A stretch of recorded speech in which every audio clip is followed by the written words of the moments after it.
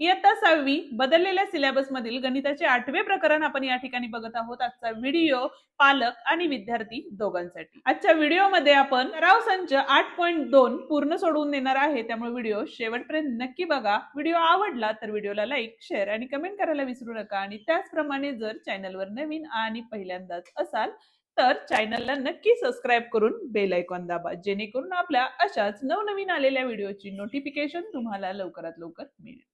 बघूया पहिला प्रश्न काय दिलेला आहे।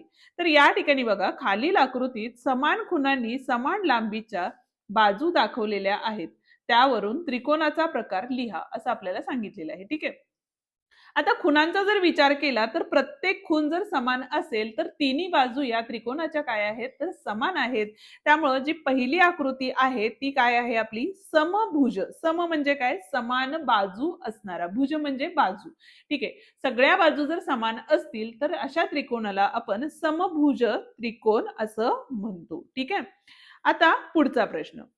आता दुसऱ्या प्रश्नामध्ये जे दिलेलं आहे त्यामध्ये काय सांगितलेलं आहे बघा या ठिकाणी, तर दोनच चिन्ह या ठिकाणी दिलेली आहेत, म्हणजे दोन बाजू या ठिकाणी काय आहेत समान असल्यामुळं दुसरा त्रिकोण हा समद्विभुज त्रिकोण आहे।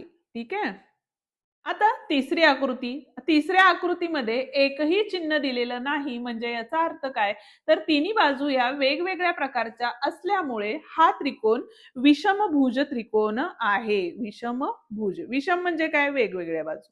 ठीक आहे, त्रिकोण म्हणतात। ओके, हा होता आपला पहिला प्रश्न। जाऊया दुसऱ्या प्रश्नाकडे, पण त्याआधी जर तुम्ही अजूनही चॅनलला सबस्क्राइब केलं नसेल तर चॅनलला सबस्क्राइब करा, बेल आयकॉन दाबा, जेणेकरून आपल्या अशाच नवनवीन आलेल्या व्हिडिओची नोटिफिकेशन तुम्हाला लवकरात लवकर मिळेल। ओके, आता दुसरा प्रश्न काय दिलेला आहे बघा या ठिकाणी, तर खाली दिलेल्या माहितीवरून त्रिकोणाचा प्रकार लिहा असं आपल्याला सांगितलेलं आहे। आता पहिला जर त्रिकोणाचा विचार केला तर या ठिकाणी बघा कोन दिलेले आहेत। ठीक आहे, कोन इथं बघा ए बी सी दिलेलं आहे। कोन ए 63 अंश दिलेला आहे, बी किती दिलेला आहे 52 अंश दिलेला आहे आणि सी हा किती आहे 65 अंश दिलेला आहे। आकृती काढायची गरज नाहीये, तुम्ही डायरेक्ट लिहू शकता, फक्त तुम्हाला समजण्यासाठी काढलेली आहे। आता प्रत्येक कोन जर विचार केला तर 90 पेक्षा छोटा आहे, त्यामुळं हा जो त्रिकोण आहे त्याला आपण काय म्हणणार आहे बघा, लघुकोन त्रिकोण असं आपण म्हणणार आहे। ठीक आहे, दुसरा त्रिकोण बघूया।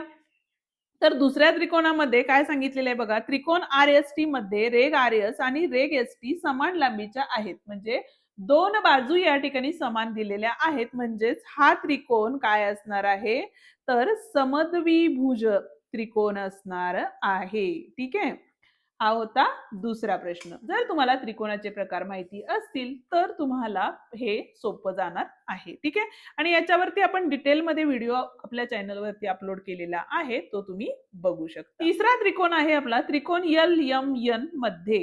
एल एम एन कोण हा काटकोन आहे। ठीक आहे, म्हणजे कोन एल एम एन हा काटकोन आहे।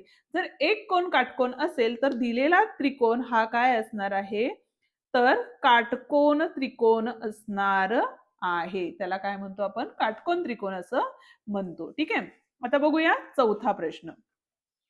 चौथ्या प्रश्नामध्ये काय सांगितलेलं आहे बघा आपल्याला, तर त्रिकोण एस डी ओ। ठीक आहे, एस डी ओ आणि माप कोन काय दिलेला आहे ओ एस डी हा 135 दिलेला आहे। बरोबर आहे, आता 135 म्हणजे काय झालं तर 90 पेक्षा मोठा कोन आणि 180 पेक्षा छोटा असणार आहे। बरोबर आहे, म्हणजे त्याला आपण काय म्हणतो बघा तर विशाल कोन असं म्हणतो। बरोबर आहे, जो कोन 90 अंशापेक्षा मोठा असतो अशा कोनाला आपण विशाल कोन असं म्हणतो। म्हणजे चौथ्याचं उत्तर काय असणार आहे, विशाल कोन त्रिकोण।